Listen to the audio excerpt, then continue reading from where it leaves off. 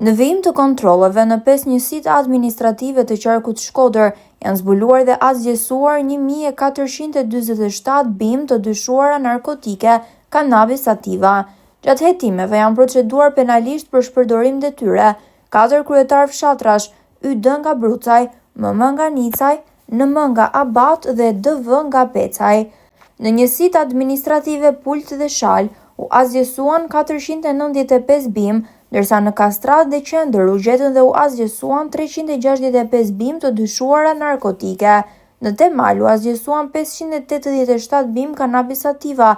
Autoritetet vijojnë punën për identifikimin dhe ndëshkimin e përgjegjësve të kultivimit të bimëve narkotike në zonë.